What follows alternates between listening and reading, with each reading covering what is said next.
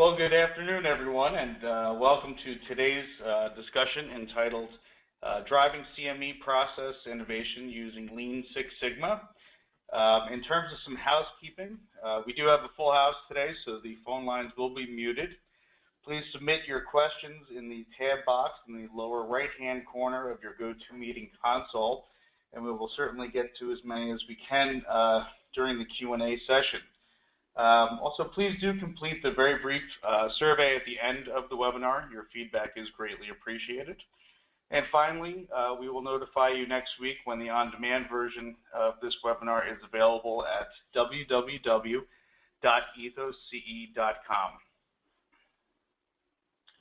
So welcome again. I am your host, Jeremy Lundberg, CEO of EthosCE Learning Management System.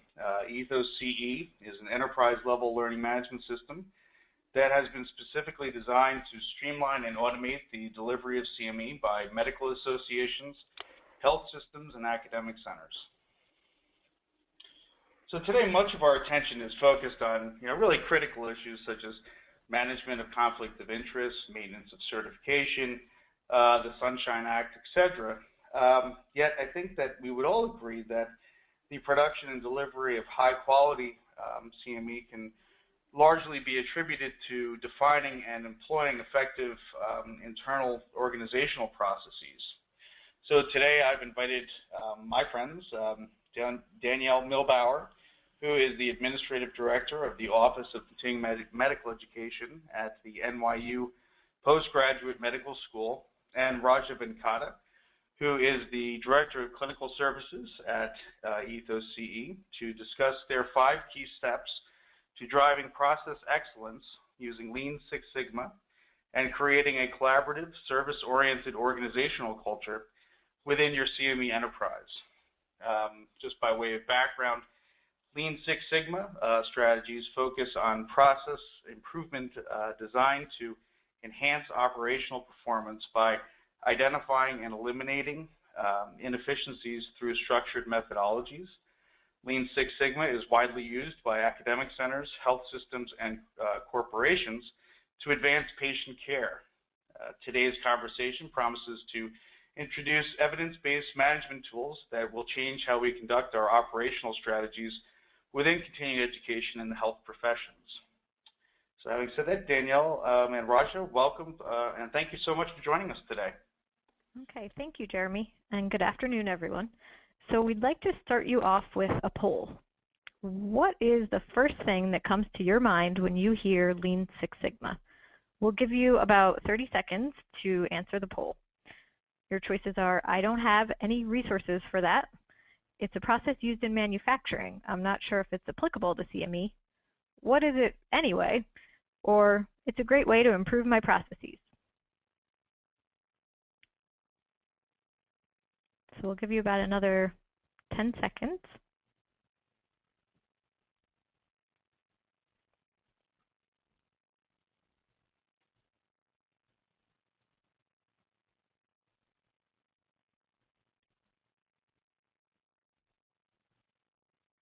Okay, it looks like the results are in. And it looks like a mix of you feel that it's a quality assurance process that's used in manufacturing, and a large portion actually feel that it's a great way to improve their processes. So for those that really look at it as something that's associated with manufacturing, today we're hoping to show you that it really is applicable to CME. And for those of you that are already familiar with the benefits of Lean Six Sigma, that's great because it really is a great way to improve your processes. So today we'd like to start by telling you the story of my first experience with Lean Six Sigma in my CME role at NYU. So to give you an idea of where we were, it was December of 2011, and I was not even a year into my role. And we were honestly in a really challenging position.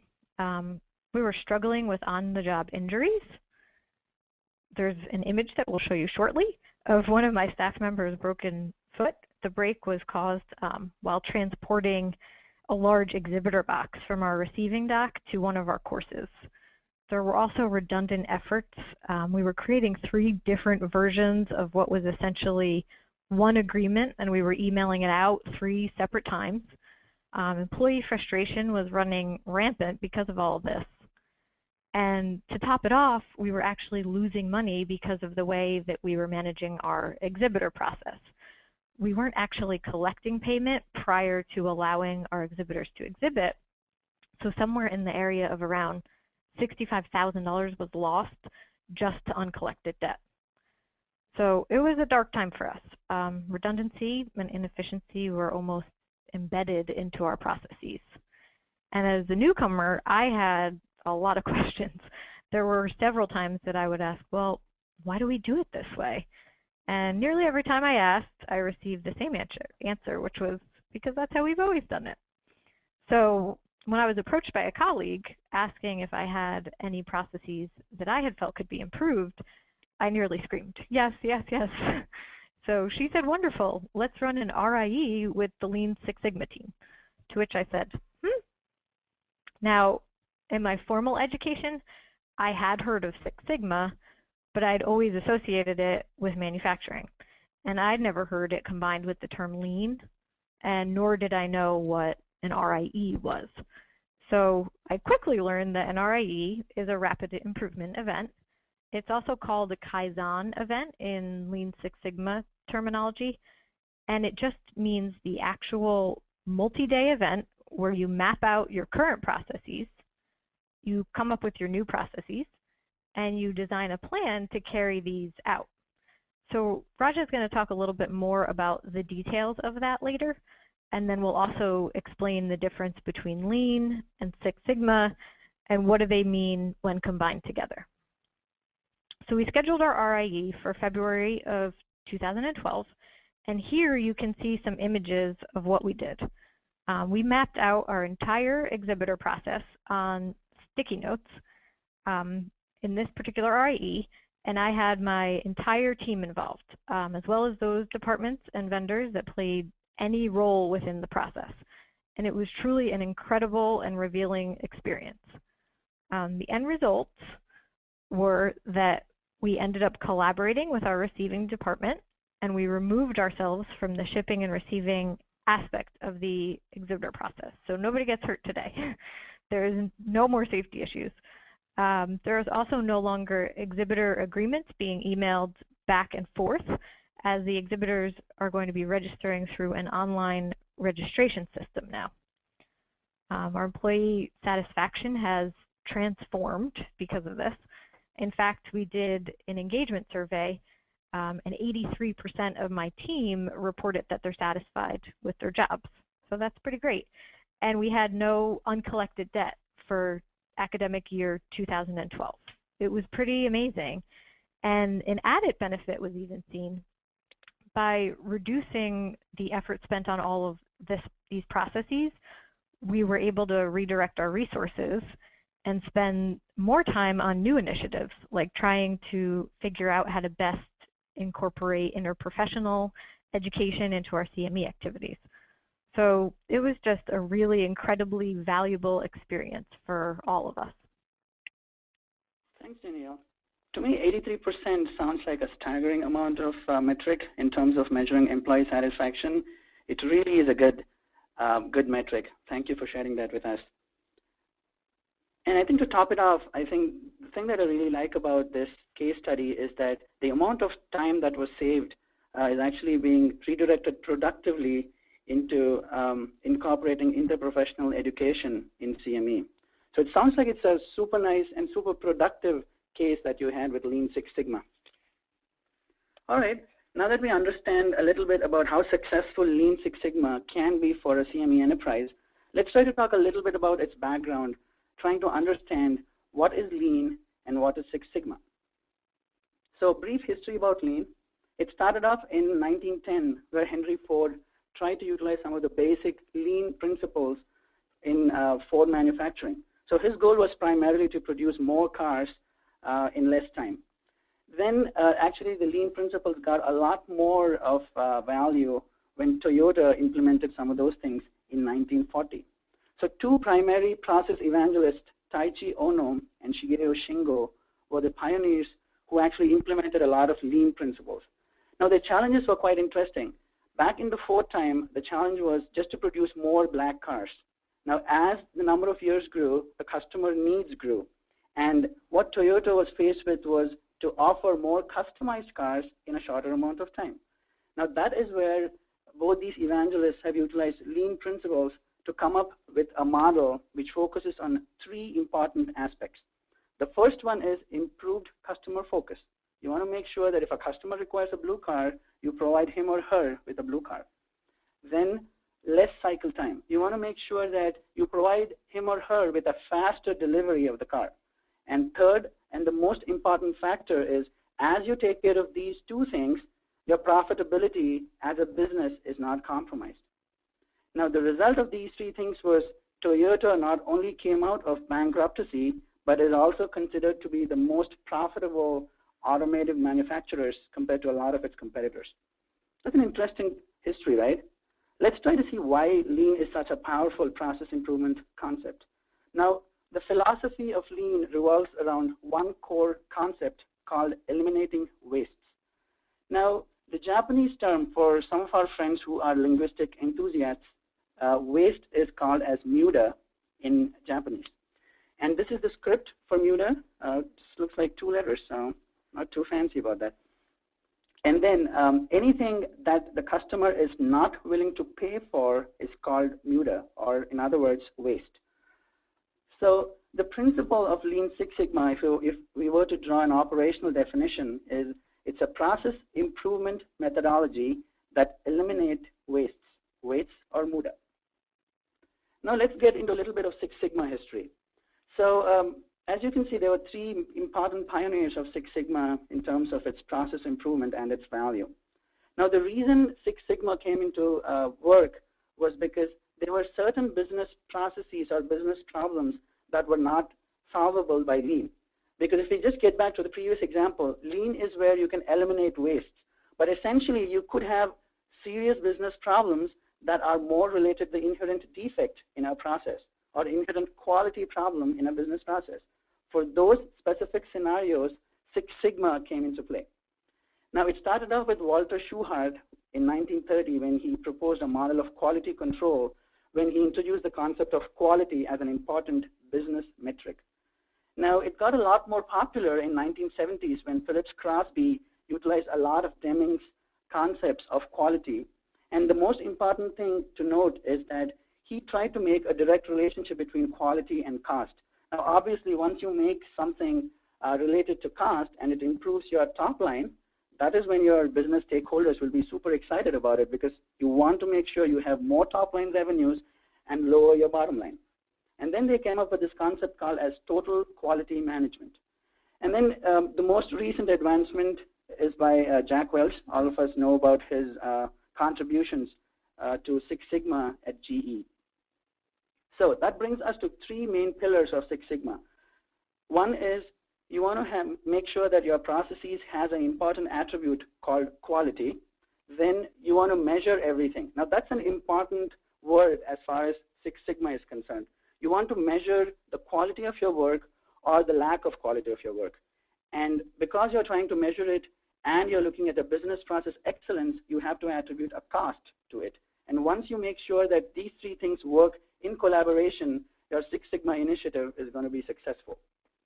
Now, just like we've discussed waste as a primary concept in Lean principles, Six Sigma talks about a principle called as quality and consistency as its basic principles.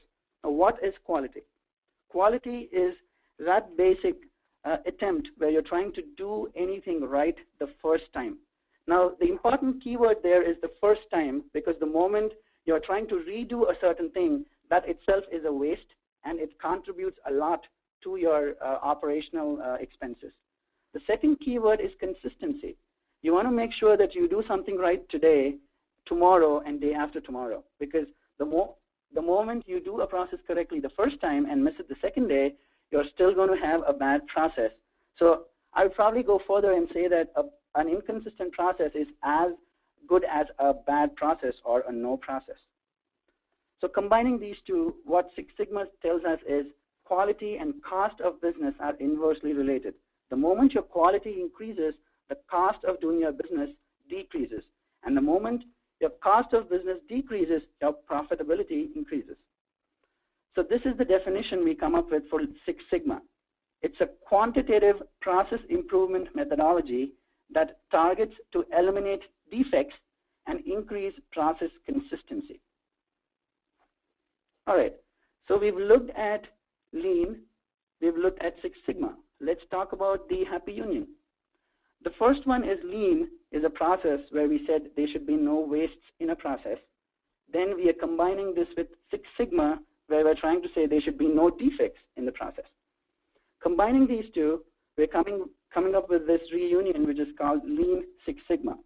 And the attributes of that process are, we now come up with a better, faster, and a cheaper process. Now, why is this such a powerful tool in business process excellence? Because consider who are the benefactors of a good process. If you have a better and cheaper process, your business executive is definitely happy because he or she is able to achieve more with less resources. If you have a faster and a cheaper process, which are the last two attributes, your end customer is happy because he's getting something at a reasonable price and he's getting it in a faster amount of time. So end result is all the stakeholders are happy by these three attributes of a process. So the operational definition of a Lean Six Sigma is something like this. This is not more of a formal definition. I just wanted to come up with a definition that we can really understand and apply in our CME processes. So Lean Six Sigma is a quantitative set of tools and techniques to eliminate defects, wastes, and increase process consistency and customer satisfaction. Now, if I were to pick one word or two words that is most important, that is customer satisfaction.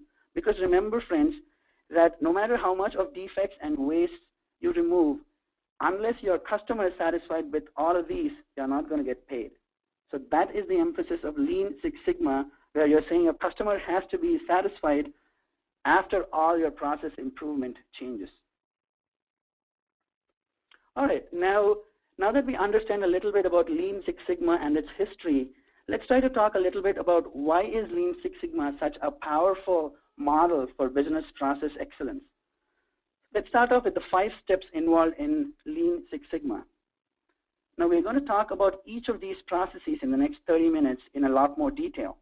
But for this slide, let's just try to understand at a very high level what these 5 steps are. The first step is define, measure, then measure actually. The third step is analyze. The fourth one is improve. And the fifth one is control. And these 5 steps together are often referred to as the DMAIC process in Lean Six Sigma. Right, now we need to understand one mathematical concept as we walk through each of the 5 steps in Lean Six Sigma. Trust me, I'm not going to talk a lot about too complex math. It's just one basic equation which is called as y is equal to f of x. Your y is the outcome or a performance metric. It could be cost, it could be time, it could be customer satisfaction, etc. Now, in the case of the example that Danielle had just mentioned to us, her performance matrices were realizing $65,000 of uncollected debts, and then customer satisfaction, making sure that the registrar or the exhibitor is happy. So she had at least 2 performance matrices as a goal for her Six Sigma initiative. Let's talk about what X is. X is the list of causal factors or the set of all inputs that need to work successfully for me to come up with an outcome. It kind of looks a little geeky, but let's try to simplify that with a very simple example. Let's see. So I had a really good cup of coffee this morning from Starbucks, and I would like to take this as an example. So my outcome Y is that I had a good experience at the local Starbucks coffee shop. Now, I start thinking about, given that I have this good cup of coffee today, what are the sets of attributes that help me to get this experience of a good coffee? The first one is the coffee beans need to be good, obviously. And then the second one is my machine has to be of good quality, because you want to make sure that whatever beans that are collected, the machine processes it well. Then, last but not the least, you want to make sure that whoever is serving me the coffee, the customer service representative, he or she has a pleasing personality. So understand that if one or more of these input processes do not work together or are not of the accepted quality, my experience Y is going to get compromised. So imagine if you had a really good cup of coffee and then someone comes at you and just has a frowny face when she delivers a coffee. That completely spoils her experience, right? That is what we mean by the set of all input factors contributing to an outcome. Now, the whole of your DMAIC process is to start with your Y, which is your performance metric, and then systematically use the 5 steps and come up with the list of all causal factors that impact your outcome. All the factors that are beneficial will be retained, and then the factors that do not contribute to a positive outcome, they will be eliminated. Now, how exactly are these 5 steps executed? That is the next step of our meeting today. The first step in the DMAIC process is called the define phase. Now, this is the phase where we want to accurately understand what is the performance metric we are trying to better or improve or fix. All right, so let's start off with our equation. I'm going to refer back to Y equal to F of X as we walk through these 5 steps. So my Y is actually my performance metric. And a couple of things to keep in mind is you want to be really sure about when you define your Y, because you want to make sure that your Y always tags with where you get your bucks from. It could be a strategic objective, or it could be anything that you think is value for your customer. Now, there are a lot of tools in Lean Six Sigma methodology that help us to define the define phase. Now, the most important tool, according to us, is Project Charter. There are several different templates available of Project Charter. And what we're trying to look at is just the basic form. We'll try to take at least 5 important attributes of a project charter. The first one is the problem statement. You want to describe your why and say, why is that a performance metric, or why is that important to you? 2 is, the most important thing is scope. Now, a lot of process improvement events fail somewhere in the middle because they do not have a fixed scope. Obviously, you don't want to map the world. I mean, it's a good thing to even consider that, but obviously you can't do it because you have a limited time in terms of resources, time, and budget. So you want to make sure that your scope is limited, and you set boundaries to your specific initiative. And when we say boundaries, you have to have a clear start point of a process and an equally clear end point of the process. The third one is setting up goals. Now, goals will have to be quantitative, because you want to make sure that all through your Lean Six Sigma event, if you have people and you have to talk to people about convincing someone about a Lean Six Sigma initiative, you want to have a quantitative goal that you would say, this is why we are doing all these things. And the moment you talk about a metric, dear friends, that would be a powerful impact to your business stakeholders or your C-level executives, because to anyone, numbers don't lie. Team members. Now, for all of these things to work successfully, you need to have the right team and the right people. All right, so now that we understand a little bit about the define phase, I think it might be a good idea to kind of just take a really simple example in the continuing medical education industry and kind of walk through these 5 steps. Danielle, what do you think? Sure, Raja. I was just going to suggest that. We did a smaller process improvement event this summer that touched on what we call our course planning process, which is from about 2 weeks prior to the course to the day after the course. What I'll do is use a small piece of that process and that event as an example. Sounds great. So we decided to run this particular event for a few different reasons. In the interest of time, I'll just hone in on the problem that our registrar was facing.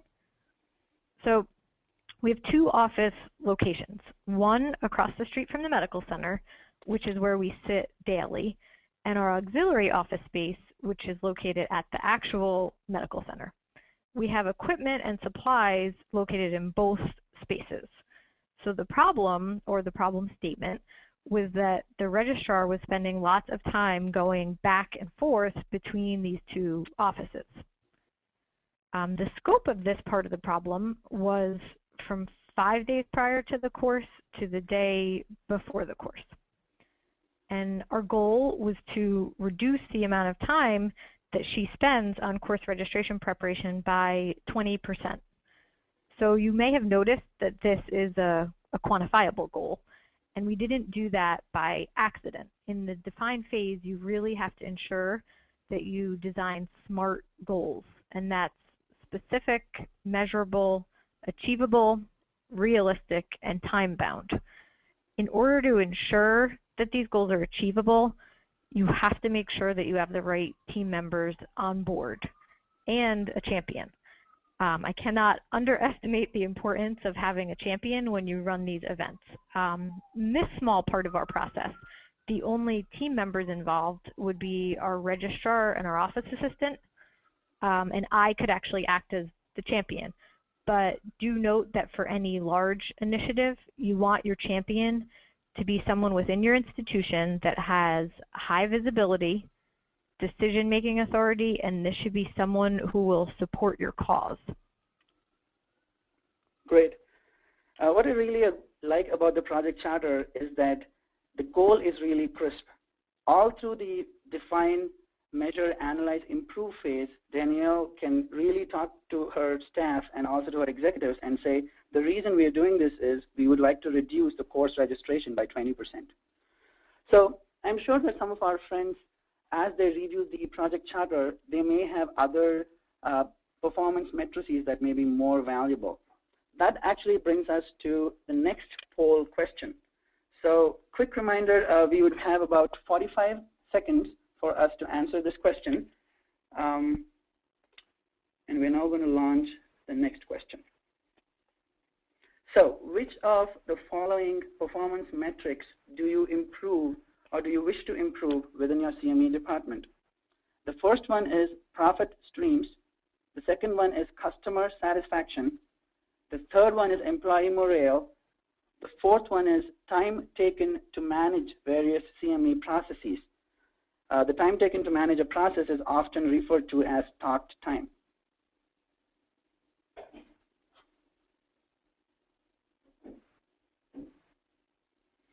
Let's give us another 10 seconds.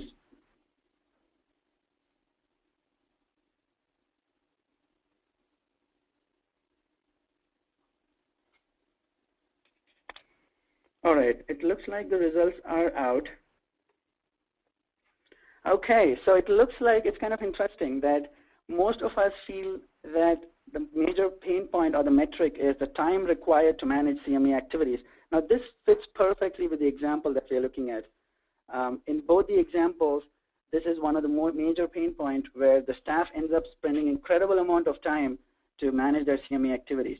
Now, what's also interesting is that generating revenue streams seems to be the second most popular performance metric. And since we are always considering the customer satisfaction as a primary driver in Six Sigma, remember that your revenue streams will also have an impact once you consider that in your process improvement event. Now, to top it off with the last two choices, the customer satisfaction and employee morale, these two are usually the most important performance metrics that are impacted. So in summary, all the four performance metrics can be impacted by just using this one powerful process called Lean Six Sigma. All right, so let's try to then get to the second step in our process. Step 2, which is called the measure phase. So quick recap as to what we looked at till now. We've defined the why, and now what we're trying to do is we need to get into a little more detail about our performance metric and analyze the process around the performance metric. That is, we want to analyze the current process in a lot more detail. How do we go about doing that? The first step is we want to gather all the relevant stakeholders. Now, in terms of stakeholders, everyone who's involved in the process needs to be present at the rapid improvement event. If you have virtual employees, make sure that they dial in and offer their inputs. Now, if it's possible, it's also recommended to have indirect stakeholders or stakeholders who will be impacted by the change in this event. That's because you don't want to come up with a process that the stakeholders are not willing to implement.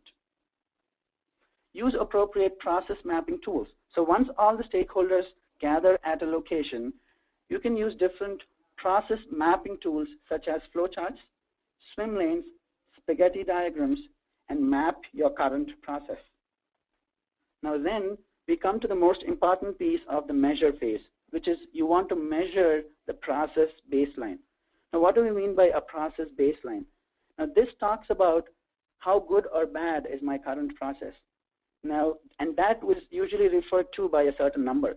Now, the good thing about that is you will accurately understand whether your process is good or bad. It may happen that some of the other folks who are in the meeting might not give full support in providing that data. But remember, the goal of Six Sigma is not to point to a person, but to fix a process. The more objective you are in your Six Sigma event or your Lean Six Sigma event, the more successful the event is likely to be. So Danielle, given that we've just walked through the processes at a high level, can you take the same example and walk our audience through how the measure phase looked like? Of course. So this is the fun part, where we mapped out every single step of the registrar's process within the scope, of course, which is essentially when she's printing and filing name badges and receipts for each of the learners. It seems simple enough, but you'd be surprised at how it really wasn't. So here you can see the level of detail that you have to get down to in mapping.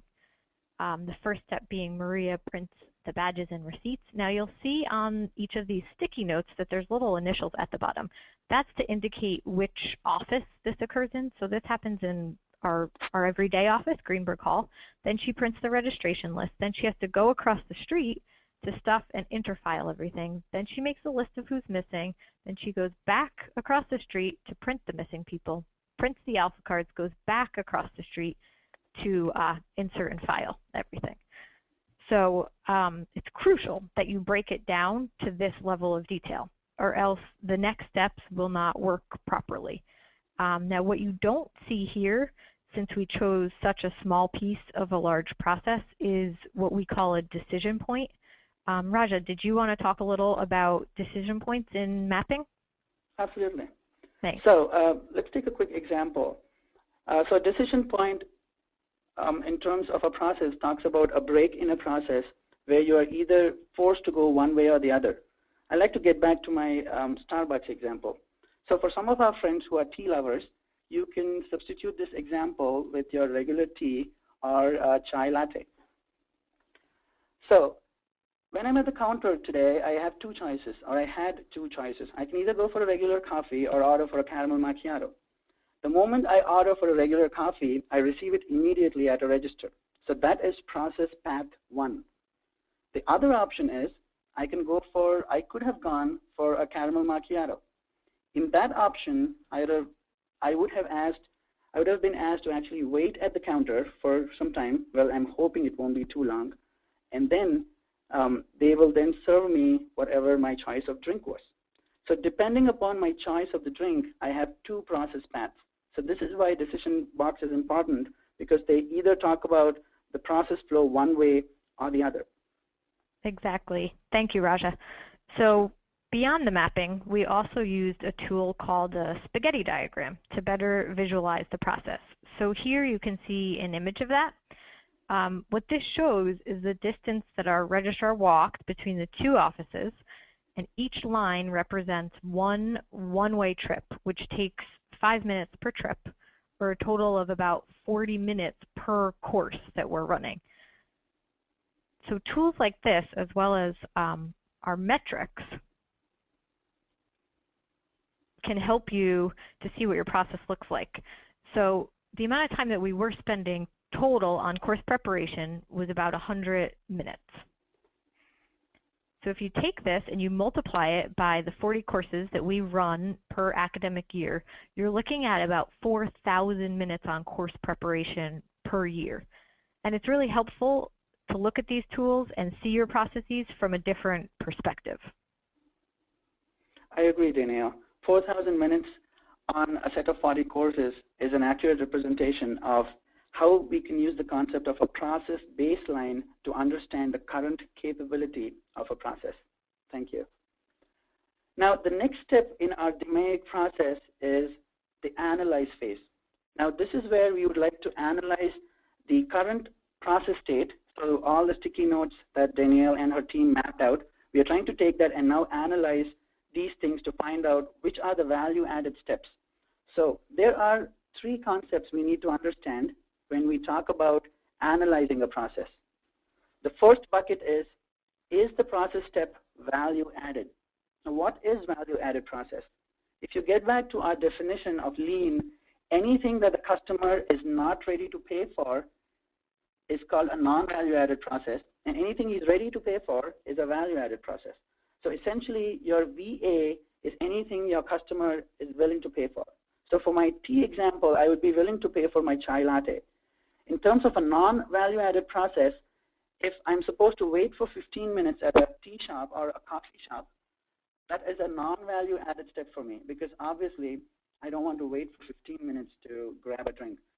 Honestly, most of us might leave the place, but just take for an example, you might just stay back, but that's a non-value-added step, both for you and for the coffee shop person. The third category is an interesting category, which is called required non-value-added process. Now, this is the process where the customer is not necessarily willing to pay for it, but it's required from an organizational perspective. The drivers could be a legal requirement, or it could just be a security requirement to make sure that a process flow is correct. A good example for our friends in CME is the CME requirements. All of these are required non-value-added processes because the customer doesn't pay for it, but you have to do it to make sure that you are in compliance. Now, how do we identify these non-value-added processes? Because the whole goal of analyze phase is to identify your NVA and eliminate them. There are 8 different types of wastes in Lean Six Sigma. And the toolkit that we're going to provide you when we provide you with the enduring version next week will have a detailed analysis of 8 types of wastes. For the purpose of our discussion today, we'll focus on a couple of them. To me, the most important one is the first type of waste, which is the talent waste. And this is one of those soft waste attributes which usually goes unnoticed. So what is a talent waste? Now, according to Lean Six Sigma, underutilizing people's talents, skills, and knowledge is a waste. Because if a person has the capabilities and skills to do a strategic, valued task, utilizing her or him for something like a menial or a daily task is not the best use of her time. So that is why Lean Six Sigma says that that is a waste. The second one is for my friends in software, which is called as defect. So defect is also a waste because the moment a software or any business process that has a defect, you have to go through the whole process of fixing the defect, going through quality assurance, deployment, and then also make sure your customer is happy after the defect is delivered. So now that we understand a little bit about the analyze phase, let's try to swing back to Danielle and try to understand how she applied the analyze phase to eliminate some of the wastes. Over to you, Danielle. Okay, so for me, analyze is the best step. We went back to our process map and we identified the waste that you were describing. In this piece of the process, it was pretty clear that we were dealing with transport and motion waste, which are 2 of the wastes that Raja had listed. These are wastes caused by walking back and forth between offices and moving of supplies from one place to another. So we identified this waste by placing a red dot on any steps that didn't add value for the customer, which in this case is our learner. While our learner may not pay for a receipt or a badge, we still felt that it did in fact add value for them, so that is marked as a green dot. This can be seen in the first step where our registrar is printing the badges and the receipts. In this case, we also had a non-value added but required step, like Raja was describing, which is identified with a yellow dot, and that is where Maria is printing our registration list. Because although this may not add value and our learner may not pay for it, we did feel it was required. And you'll see that the remainder of the steps are marked as waste. And this is because our learners would never pay for these steps of the process. So, for example, in step 4, our registrar makes a list of the missing names. This doesn't add any value for them. And what you quickly realize in this step is that there's almost always more waste in a process than there is value. And it's very impactful to see.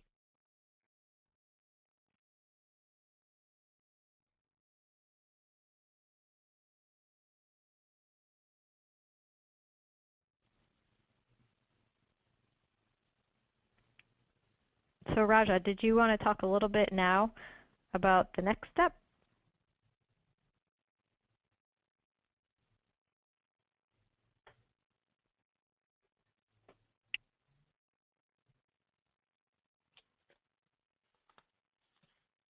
Hi, Roger, are you there?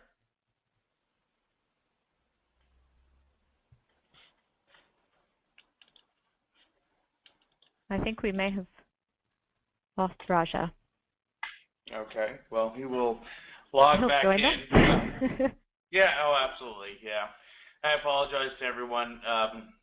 GoToWebinar has been having some stability issues over the last couple of weeks, but Raja is joining back in right now. But in the interim, I would like to say, Danielle, is that this really has been a wonderful case presentation and discussion. But I hear more and more, and this is why I enjoyed it so much, is that CME departments, instead of being looked at as education centers or centers for excellence in education, they're also being simultaneously asked to have an entrepreneurial spirit, which I think is very interesting because at one hand you're asked to be, to demonstrate excellence in education, and now you're also being asked to demonstrate excellence in business, or as developing this as a business as opposed to a cost center, what the older paradigms used to be. Absolutely, you're 100% right. And the only way we can try to become entrepreneurial or explore new alternatives or offer new formats of learning. Most of us are not overstaffed, so the only way to do that really is to try to take a look at the processes that exist and try to remove the waste where we can, and try to redirect our resources to these new initiatives that we're being asked to engage in. Sure, absolutely. Sure. Roger, you're back? Great, wonderful. Yep, I'm back. Sorry about that. No, no problem. Please continue. All right. Okay, great. So I think what we looked at is in terms of analyze phase, Danielle has actually helped us identify the different types of waste. Now, at this point of time, it's not uncommon that it's almost 85% of the process steps had wastes. Now, it kind of aligns with the theory in Lean where it says that almost all business processes have 85% of non-value added processes. So just 15% of processes have value added. That's a pretty low number, right? So imagine if you just remove 85% out, you're going to have an operational efficiency and then have better profit margins. Incredible. All right, so now we've looked at 3 steps, and we're just looking at the last 2 steps in our DMAIC process, which is the improve phase. Now, the improve phase is where, after we've identified the waste, we want to develop and work on 2 important concepts. The first one is in developing an ideal future state. Now, what is an ideal future state? Just as the example says, it's a perfect world solution to a certain problem. Now, when we say perfect world solution, we want to kind of assume that you have unlimited resources, unlimited time, and unlimited budget. Now, why are we even doing this when we know that this is not, a realistic solution? I will talk about it in just a minute. The second step is develop a future state. Now, this is a realistic solution to the problem. This is where what you're trying to say is, I understand I want to do ABC. Now, let me analyze those ABC and figure out which of these three things are more realistic. Now, from the realistic solution, what you like to do is develop an implementation plan. Now, the reason why we had this two-step process is it does take some time, but remember, the concept of Lean Six Sigma is to build a culture of collaboration among your employees. And the only way to do it is to make them think out of the box. And developing an ideal future state is the best opportunity for them to really open their creative wings and think about creative solutions to problems. Now, after you have them, voice their opinion, obviously as a business leader, you will have options to sieve out what are the realistic ones and what are the ones that need to move on to a next phase. And that is precisely why we want to develop a perfect ideal future state and then come to a realistic solution. So now that we understand a little bit about why we do these two things, let's try to roll back to Danielle and see how she came up with these two steps of ideal state and a future state. Sure. So at this point, we brainstormed. Now, it's important for your team to know that no ideas are bad ideas during this phase. All ideas are welcomed and encouraged. Go for quantity, not necessarily for quality. Get all the ideas out there. I've always found that the best ideas are generated when everyone feels like it's a safe learning environment. So in our case, our brainstorming resulted in one major thought, which was, can't we just have one office in the medical center? So that was what we were calling our ideal state, but of course, not a very feasible one at the time. So what we did then was map out our future state, which Raja was describing. Our future state eliminated all of the transport and motion waste. So we have the first step where Marie is printing in the receipts and the badges, which we were considering a value-added activity. She's printing the final registration list, and that's it. Because this was such an easy fix, the issue in the end was that we didn't have a color printer in our auxiliary office. So that was what was causing all of this back and forth transport and motion waste.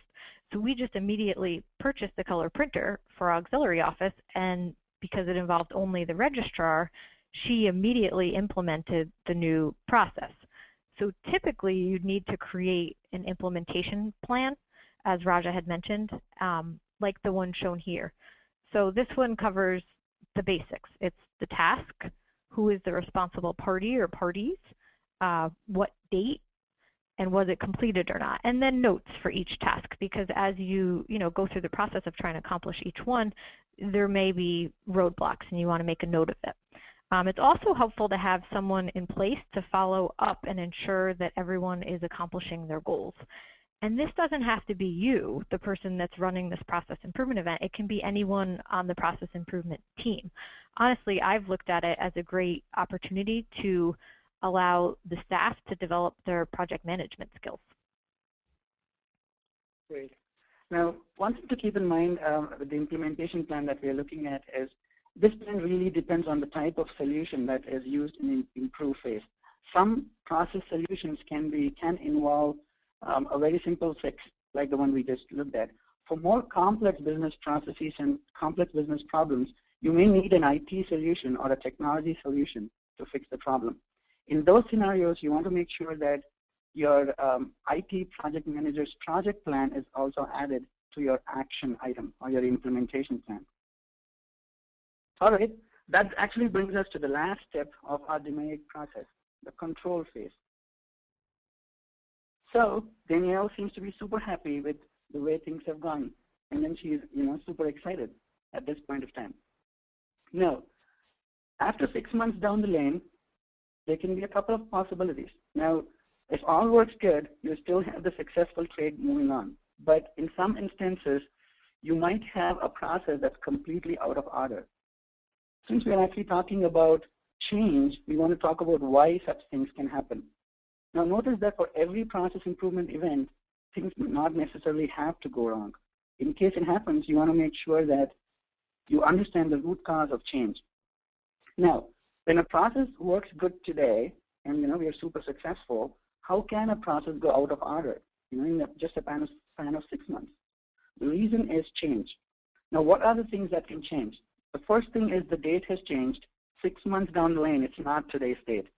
Now, more on a serious note, there are a bunch of things that can change. And these are the important attributes that can change a process. People, the basic process, a system or a technology solution, customer requirements. This is a big one. Customers are ever demanding, and what they want yesterday is not usually what they want today. And then the fifth one is business drivers. If you have a strategic change, your process needs to make sure that that strategic change is also incorporated. So after all the effort, spending about 50 minutes about, a Lean Six Sigma event, we want to make sure that the last step is done correctly. Let's try to fix this. So there are 3 simple steps that we need to look at to fix a process. The first one is measure your current metrics after the process improvement event has happened. The second one is you want to develop a control plan to indicate that a process is broken. Now, for example, Maria is super happy today because she got a color. She doesn't have to move through the Greenberg Hall to get the color, to get your printer. Now, we also want to make sure that after 3 months or 4 months, she's still happy. So to do that, you want to make sure you have proper mechanisms to understand whether Maria is still happy, as in the registrar in this particular case study. The third one is conduct process reassessment checks. This is important because a process that works today also needs to work tomorrow and 6 months down the lane. So process reassessment necessarily ensures that you review the process and make necessary changes. So Danielle, can you walk us through exactly what happened in the control phase of your project? Absolutely. So by implementing our plan, we were able to reduce the amount of time spent on course preparation by 40 minutes per course, which is actually a 40% reduction when we were trying to reduce it by 20%. So that was great. And over the course of a year, that's a total of 1,600 minutes saved. So as Raja had mentioned, the control step is one that most people feel like they can leave off. But honestly, it's probably the most important step. You really have to set up regular meetings to discuss the future state often. You have to measure its success and your staff satisfaction, which truly is a reflection often of how things are working. And remember, process innovation is a continuum. Indeed. Process improvement and innovation is a continuum that effectively helps you to combat change. Thank you so much, Danielle. This was really an enlightening case study. You're welcome. So now that we've looked at 5 steps in the DMAIC phase, let's take just 1 minute to review all what we've looked at in the last 50 minutes. Obviously, we're talking about Lean Six Sigma, so we want to be lean and just come up with 1-page explanation. So we started off with y equal to f of x, and we said the whole of DMAIC process is to start with your y or your outcome and then systematically do the DMAIC principles and arrive at your x's. So in the define and measure phase, we started off with y, we defined the goal, and we've looked at our current process in a lot more detail. Then in the analyze phase, we tried to find out what were the different x's or the root causes for problems, and we identified them. The next one is the implementation phase, where we said, let's just take the most important x's and fix them. In Danielle's example, just purchasing a color,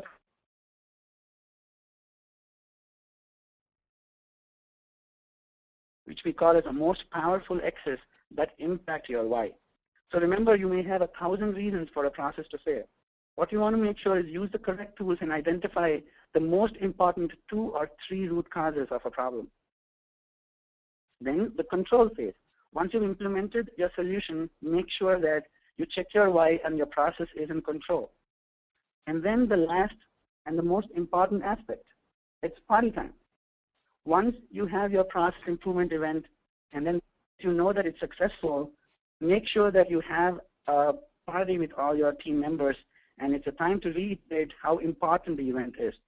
But you want to make sure that you still continue to build a culture of collaboration. Now that we've looked at actually all these 5 steps, we are a little curious to understand what process, according to you, is a pain point if you were to do a Lean Six Sigma event today. That actually brings us to the last poll question,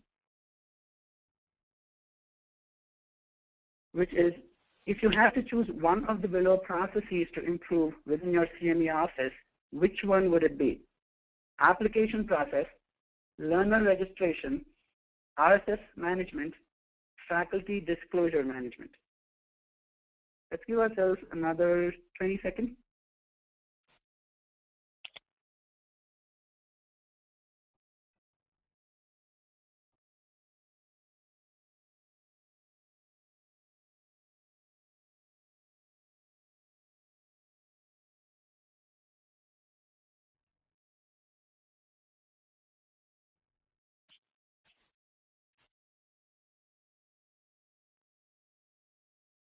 All right. It looks like the results are in. And what we see is an interesting mix of three processes which seem to be a pain point: the application processing, the RSS, and faculty disclosures. Thank you so much for your inputs. What we are trying to do is we will consider these inputs and then kind of do a more full-fledged implementation of Lean Six Sigma at the Alliance 2014. So we'll be doing a 2-hour workshop where we will be conducting taking a more complex CME process, and this time we wouldn't do all the talking. You would be doing hands-on exercises where you would be using the tools and get a feel for how powerful Lean Six Sigma can be to improve a CME business process. The details of the conference are, well, actually the event are using Lean Six Sigma principles to drive process innovation in continuing education.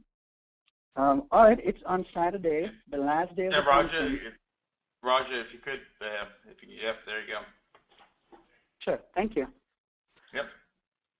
So it's on Saturday, January 18th, and they're saying that, we understand it's a Saturday and it's the last day of the event, but we are hoping that these 2 hours that you spend would be valuable to kind of use these in your day-to-day operations at CME. So obviously, Lean Six Sigma is one of the powerful tools to combat change. From all of us out here, we really thank you for your time spending with us for the last 55 minutes. And now the forum is open for questions. Yeah, I can't thank you enough, actually, both of you, for your discussion today. I really love the mix of a, kind of a, broader management methodology that I always associated with, GE and so forth, and to actually see how, Danielle has applied it, to, CME, and to have something as, I look at it as simple as, wow, if we bought a color printer, and the impact that just buying a color printer, had upon a particular process, then it makes me think about, when I'm speaking with my friends and colleagues in the CME community, things like, RSS attendance management, or faculty disclosures, as that poll indicated. Where do you decide, where to place your assets and your resources? And Danielle, one of the questions that came in for you was, when you were looking at just decreasing waste by 20%, how did you arrive at 20%? Why not 30%? Well, we felt 20%, considering the process we were looking at, was an achievable goal, because like I had said, you have to be very careful to make sure they're specific and measurable and also achievable. So we thought 20% was actually an achievable and almost a stretch goal for us. So that's how we came to it. Okay, great. And then lastly, because we do only have a minute or two left here, Danielle, is another question for you. And I think this is, a very important question because it goes to organizational barriers, which is, did you encounter any resistance from staff when you first suggested the PI event? So I think this is directed more towards your own staff. I personally didn't. But that being said, I made sure that each and every staff member that was involved and stakeholder that was involved, vendors that were involved, were educated on what we were doing and why we were doing it. It's really important, especially with your staff, to make sure that they see that we're putting them through this process to actually make their lives easier. because we're trying to reduce waste in the things they do and allow them to use their talents elsewhere. I mean, I'm sure a lot of you feel the same way that I do. A lot of the things we do are very redundant and tasks that really are not necessarily, stretching our staff members in terms of their talent. So the whole reason you do it is actually to improve their daily lives. So sure. And that's great. And this last question, because I want to be cognizant of everyone's and respectful of everyone's time, is that, and it's something I've been thinking about as well, is that where does an organization begin? I mean, do you have to have an in-house Lean Six Sigma expert like yourself or Raja, or how does a CME organization get started with implementing this type of process innovation and improvement? You can do it yourself. I mean, I know I really simplified the process, but it is almost that simple. You come up with your project charter, define what problem you're trying to fix. I mean, there are small guidebooks out there. There's a lot of information on the internet if you want some more details on Lean Six Sigma. We're, like Raja said, we can help you with some of the additional tools that we have. And you define it, you come up with what your goals are, how are you going to measure them, and you get the sticky notes out, you get a whiteboard, you get everyone together in a room, depending on how long the process is, somewhere between, usually 2 is the shortest event, and 5 days, and you really can do it yourself. And if anyone has any specific questions on how to do that, feel free to contact me offline, and I can provide you with all sorts of information and references to Lean Six Sigma. Well, wonderful. Well, again, I can't thank you both enough for this discussion. It's really been exciting. And I would like to encourage everyone to hopefully join Danielle and Raja at their 2-hour workshop at the Alliance meeting 2014 in Orlando. And their meeting is going to be on Saturday, January 18th at 9:45 in the morning, and there's going to be more of a hands-on expansion of the discussions that we've had here today. But I also would like to thank you all, obviously, for taking your time, and then hopefully you'll join us next month when we're going to be looking at and discussing strategic planning as a way to advance e-learning within your CME organization, and some of the organizational challenges and barriers that you may encompass, and how to overcome those. So thank you both again, and thank you everyone, and look forward to our next discussion. Thanks, Jeremy. Thanks, Jeremy. Thanks, everyone.